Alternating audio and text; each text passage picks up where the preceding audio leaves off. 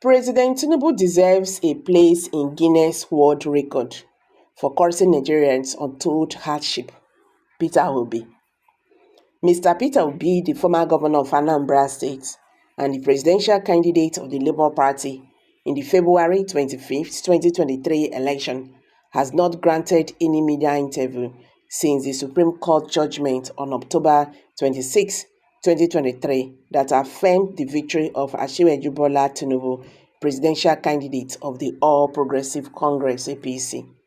But he finally broke his silence on Saturday, January 20, 2024, in his chance encounter with the Nech when he spoke with Ikechukwu Amechi. As usual, he was traveling but spared 30 minutes to bear his mind on the issue of governance and the way forward for Nigeria. What a chance encounter he turned out to be. The 2023 elections have come and gone. What are the biggest lessons you learned therefrom? Well, for me, the biggest lesson, this is Peter B talking, is the fact that Nigerians are actually committed to good governance. They are not as complacent as people thought they were, because they, especially the youth, were actually committed to doing the right thing. That is why they came out in their numbers to participate in the elections. The second lesson is the realization that the leaders, most people in the elite class, are not actually interested in good governance, because you can classify the electoral umpire as part of the elite class, the government. All of us are not prepared to do the right thing, because if the elites are prepared to do the right thing, the results or the outcome of the election will have been different. But for me, the elections have come and gone, and I don't want to talk about issue of the 2023 elections again. It has come and gone, and I am not done with it.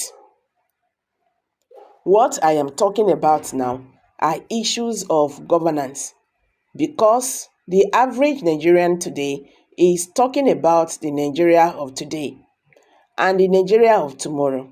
That is what is important. Talking about governance, you are satisfied with where Nigeria is today? It was asked again.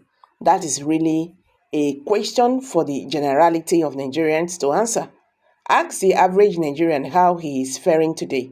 The truth is that we have many more Nigerians thrown into poverty. Millions of Nigerians don't know where the next meal will come from. Nobody is sure what the price of a cup of rice, garri, or a loaf of bread will be tomorrow. So it is Nigerians that you should ask the question. It is not a question for me to answer. It is not something I alone will tell you. Ask Nigerians, the masses out there on the streets of Nigeria, and you will get a feel of what they are going through.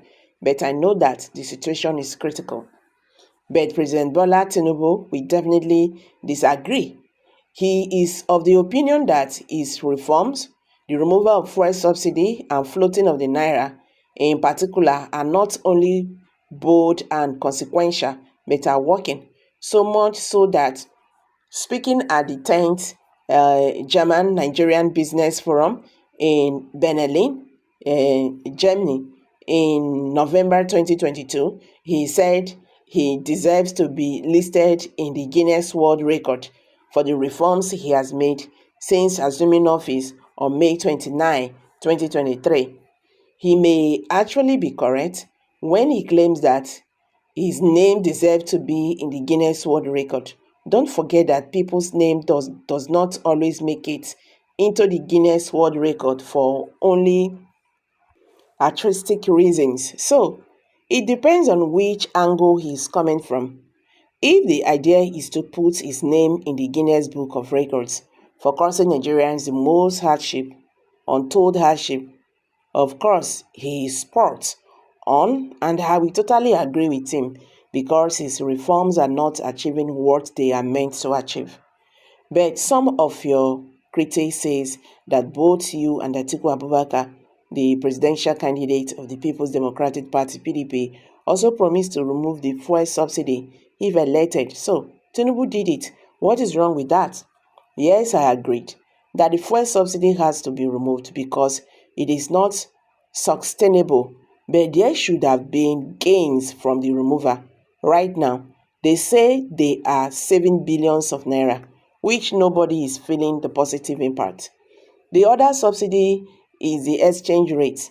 They said when the naira is floated, people will be able to access foreign exchange at the same rate. But today, there is even a wider gap between the official exchange rate and the unofficial rate.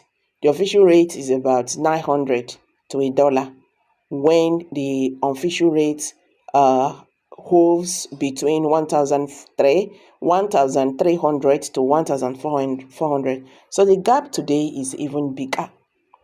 The implication is that we are doing something that is just not right. It is not enough to claim that you have removed subsidy.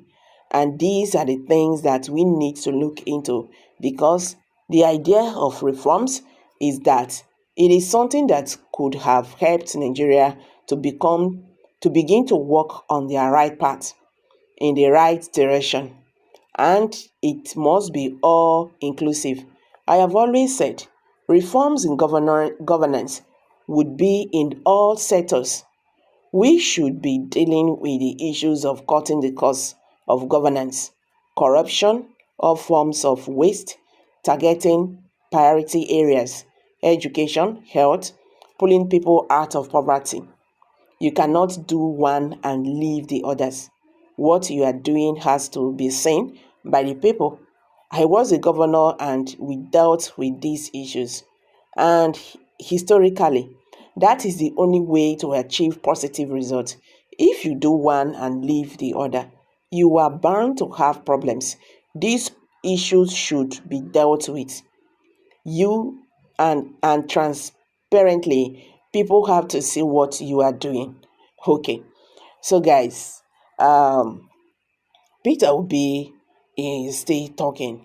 He says, see, President Bola Ahmed Tinubu names deserve to be in the Guinness World Records for causing hardship, untold hardship to Nigerians. You understand? He said, please pardon me, Bola Ahmed Tinubu. Peter Obi is saying that Bola Ahmed Tinubu's name, suppose he deserve, to be in the Guinness World of Records for causing problems to Nigerians, untold hardship. He also talked about the fuel subsidy removal, that the idea of removing fuel subsidy is to make life easier for Nigerians, but that is not the issue. The fuel subsidy removal today has caused more problems to Nigeria.